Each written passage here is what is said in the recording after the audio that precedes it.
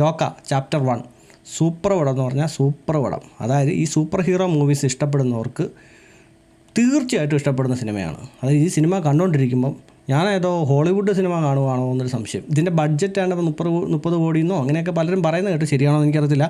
അങ്ങനെയാണെന്ന് എന്തായാലും കുറഞ്ഞ ബഡ്ജറ്റിൽ എടുത്തിരിക്കുന്നത്. ബാക്കിയുള്ളവരൊക്കെ 10-500 കോടി മുടക്കിയിട്ട് വലിയ ബിഗ് ബഡ്ജറ്റാണെന്നും പറഞ്ഞ് ഇറക്കിയിട്ട് ഇതിൻ്റെ ഒരു വാലക്കെട്ടി അടിക്കാൻ പറ്റുമെന്ന് എനിക്ക് തോന്നുന്നില്ല. അത്രയ്ക്കും പെർഫെക്റ്റ് ആയിട്ടാണ് എടുത്തു വെച്ചിരിക്കുന്നത്. സൂപ്പർ എന്ന് പറഞ്ഞാൽ സൂപ്പർ. പിന്നെ ചില മുട്ടാപ്പൊക്കെ പിടിച്ച ആൾക്കാരുണ്ട് ഈ സൂപ്പർ ഹീറോ മൂവീസൊന്നും ഇഷ്ടപ്പെടത്തില്ലാത്ത. സ്പൈഡർമാനൊക്കെ അല്ലെങ്കിൽ സൂപ്പർമാൻ എന്നൊക്കെ പറഞ്ഞ സിനിമകൾ ഇറങ്ങുമല്ലോ, ബാറ്റ്മാൻ, ഇതൊക്കെ കാണുമ്പോൾ ചില ആൾക്കാർ മുട്ടാപ്പൊക്കെ ഇറക്കും. പിന്നെ ഇതൊക്കെ നടക്കുന്ന കാര്യമാണോ, പറക്കാൻ പറ്റുമോ, മറ്റേതാണോ മറിച്ചാണോ ചില ആൾക്കാരൊക്കെ ചോദിക്കും. കാരണം അവർക്ക് അങ്ങനെയുള്ള സിനിമകളൊന്നും അംഗീകരിക്കാൻ സാധിക്കത്തില്ല. അങ്ങനെയുള്ളത് ദയവ് ചെയ്ത് പോകരുത്. ഇതൊരു സൂപ്പർ ഹീറോ മൂവീസാണ്. അങ്ങനെയുള്ള ഈ തരത്തിലുള്ള സിനിമകളൊക്കെ ഇഷ്ടപ്പെടുന്നവർ പോയി കണ്ടു കഴിഞ്ഞാൽ വർത്താണ്, ഒന്നും പറയാനില്ല. സൂപ്പർ എഡിറ്റിംഗ് ആയിക്കോട്ടെ, ക്യാമറ വർക്ക് ആയിക്കോട്ടെ, കളർ ഗ്രേഡിങ് ആയിക്കോട്ടെ, VFX ആയിക്കോട്ടെ, എല്ലാം കൊണ്ടും ഒരു ഹോളിവുഡ് ടച്ച്.